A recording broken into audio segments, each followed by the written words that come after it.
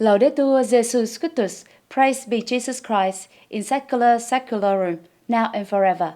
We Catholic greet you, our brothers and sisters, in the love of Christ and His Mother Mary. Thank you for following this program. Here are the headlines for today. Details emerge about man accused of murdering priests in Vietnam. Archbishop Aupetit said, Pope Francis asked me to stay in congregation of bishops after Paris resignation. Australian police officer stopped Catholic Mass to check for the mask. Following other details and more information.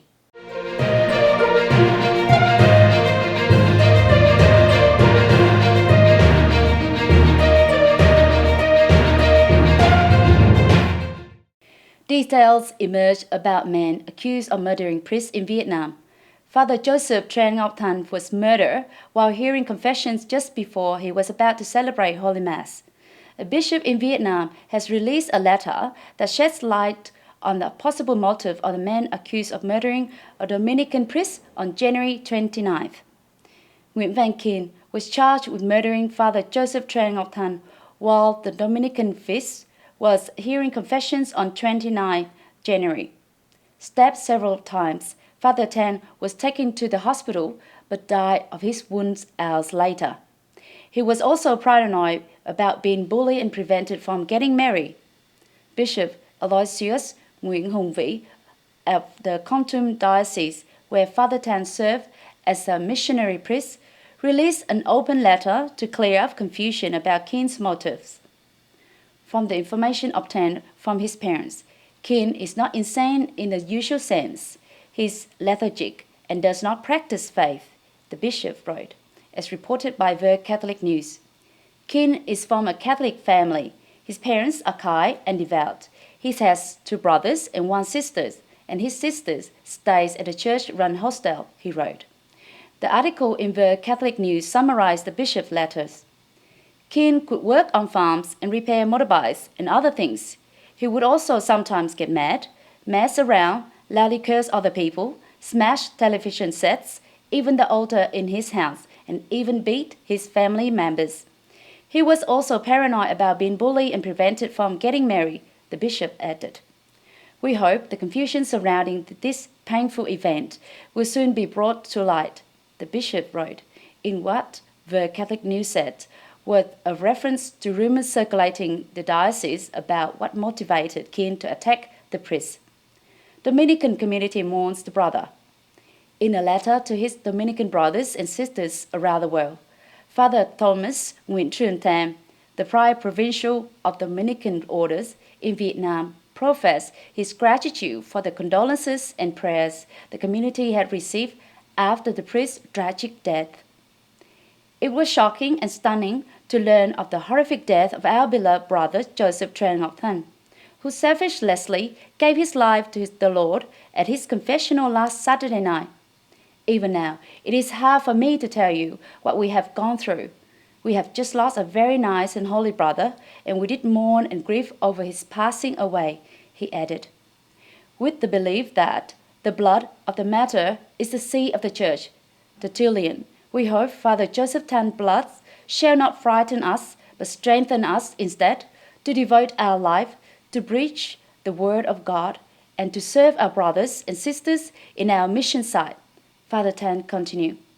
Archbishop Aupetit, Pope Francis asks me to stay in congregation of bishops after Paris resignation. Archbishop Michel Aupetit said on Friday he would stay on in his position as a member of Vatican's Congregation for Bishops, after receiving encouragement from Pope Francis. In an interview with Vatican News on February 4th, Aupetit said Pope Francis renewed his support for me, and again said he thought the former Archbishop of Paris had been a victim of hypocrisy and clericalism. He also wanted to show his confidence by asking me to remain in Roman Congregation for Bishops, of which, as you know, I am already a member, and where I come every 2 weeks. Aupetit said to the French website of the Vatican's news office. The Congregation for Bishops is the department of the Roman Curia responsible for identifying and selecting candidates for bishops before presenting them to the Pope for a final decision.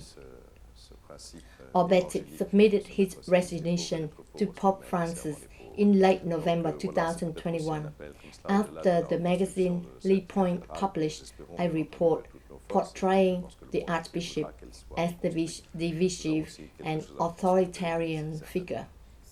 The report also raised concern about Aupetit's contacts with a woman dating back to 2012, when he was a Vicar General of Archdiocese of Paris. The 70-year-old Archbishop has said he was not in the relationship with the woman. Pope Francis accepted Aupetit's resignation on December 2nd, but later expressed doubt about the validity of the criticism against Archbishop. During an in-flight press conference on December 6, 2021, the Pope told journalists he had accepted Aupetit's resignation because the Archbishop had lost his reputation so publicly. Aupetit told Vatican News on February 4th that he and Pope Francis also spoke at length about the situation of the Catholic Church in France and about the retired Archbishop's plans for charitable projects.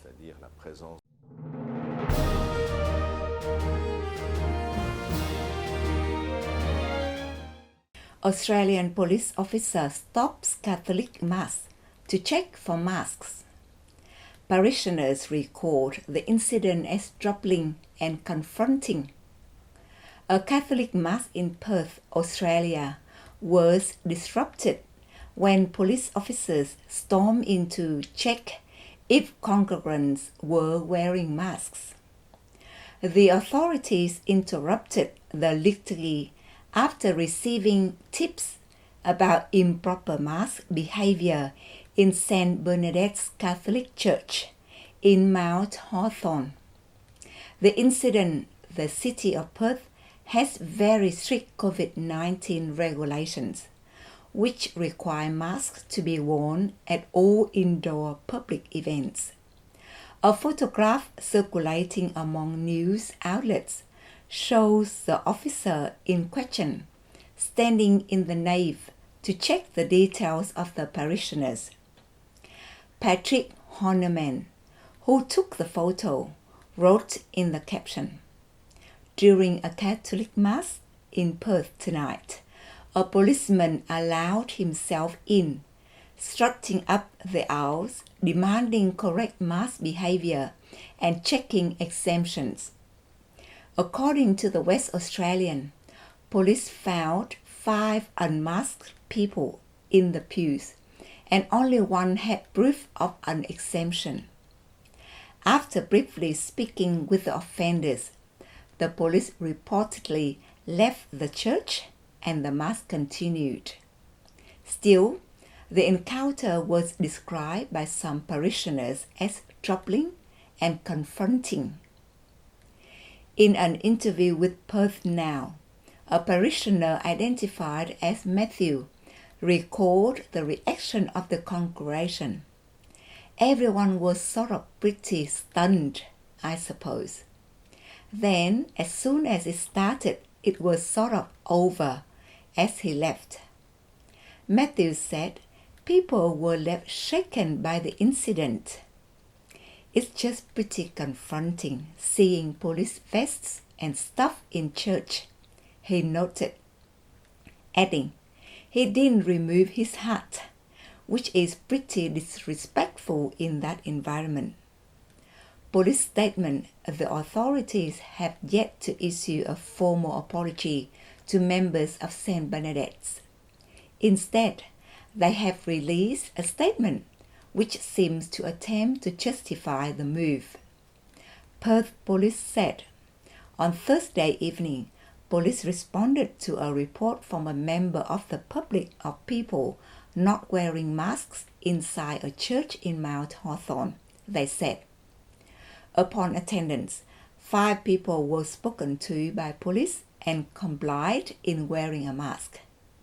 One person provided proof of an exemption.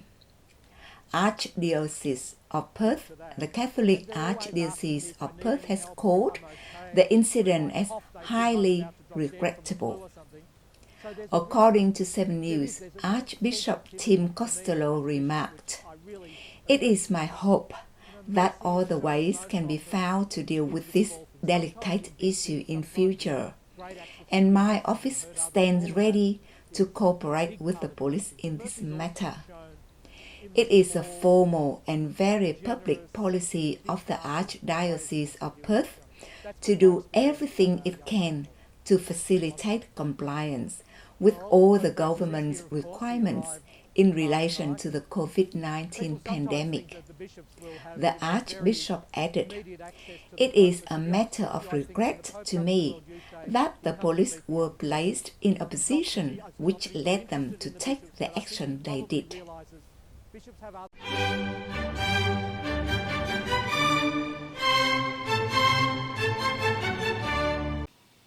That's all for today. Please help spread this program to family, relatives, and friends far and wide as a way to evangelize. Thank you, and see you again in the next broadcast. Laudetur Jesus Christus. Praise be Jesus Christ.